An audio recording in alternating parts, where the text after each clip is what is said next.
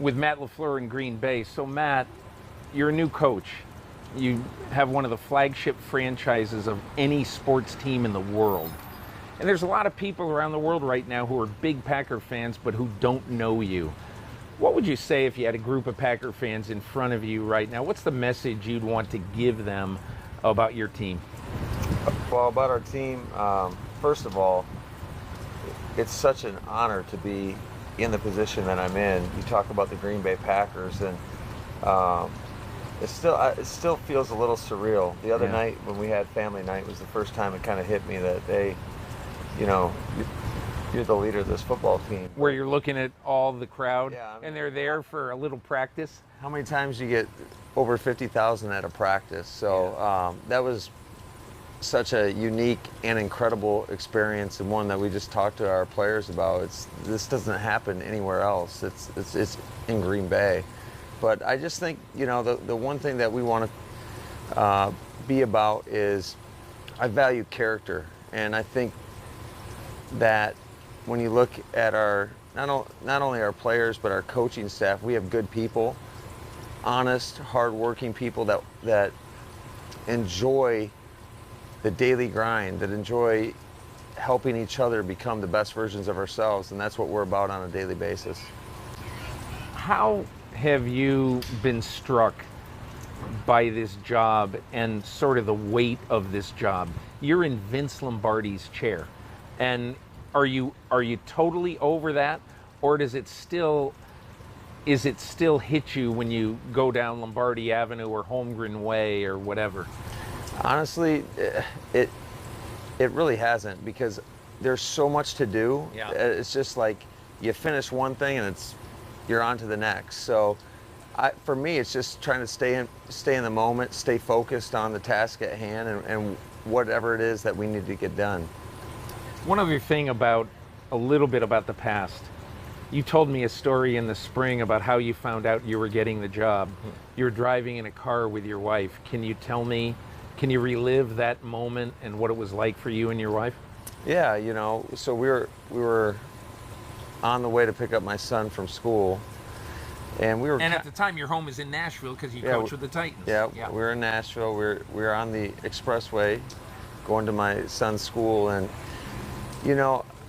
a few hours earlier I had just talking to Aaron Rodgers, and my wife and I were just talking about the whole situation and how I felt pretty good about where it was headed, whether it was, quite honestly, I thought it was going to be more of a second interview. And then I got the call from Mark Murphy and Goody, our GM, and, offered me the job. And that's when it was a surreal moment, and I'll never forget. I looked over. Were you driving or your wife? No, my wife was driving, which was even scarier, because I think she covered her hands covered her mouth with both hands, and so I guess the car was driving itself, but no, it was an incredible moment, one that I'll never forget.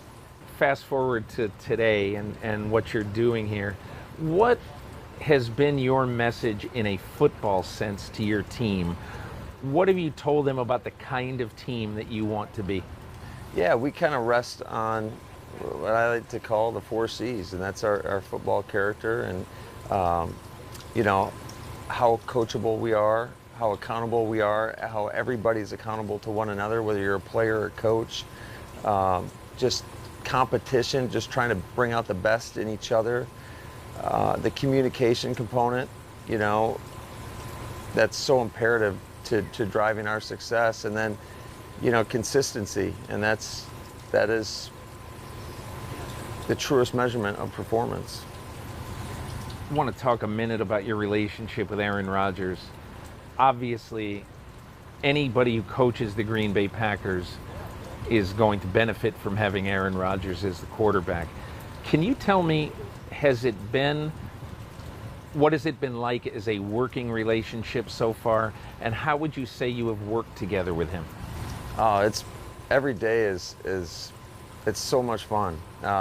When you have a guy with that level of experience and the football acumen that he possesses, we challenge each other, and I think that's going to bring out the best he's going to bring out the best in me, and certainly I hope that not only myself, but we've got Nathaniel Hackett, who I can't speak highly enough about, and Luke Getsy in that quarterback room, who we're always bringing ideas to the table on how we can make this offense and really help him be the best he can be. So it's been a lot of fun, a lot of great conversations, but at the same time, we like to have fun in that room as well. Is it at all intimidating for you, coming from the position that you have, to be, hey, I'm Aaron Rodgers' boss now?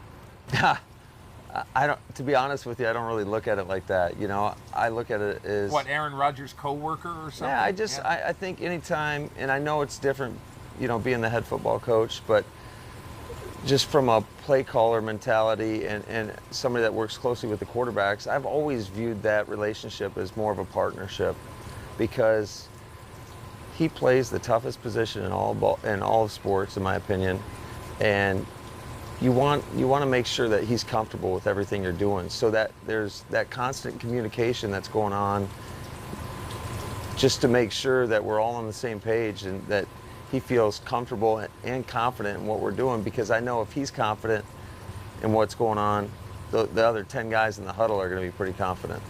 We'll end with this. Your life has taken a drastic turn, obviously, going from, you know, an assistant coach in Tennessee to be the head coach in Green Bay. From last year to this year, how has it been to have so much of your privacy taken away?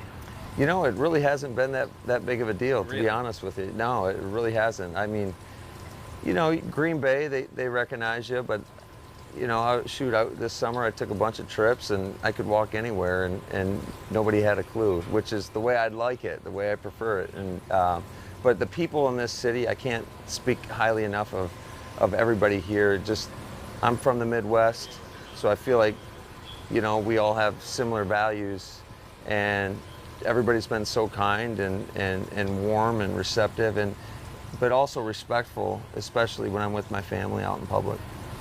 Matt, good luck this year, huh? Thank you very much.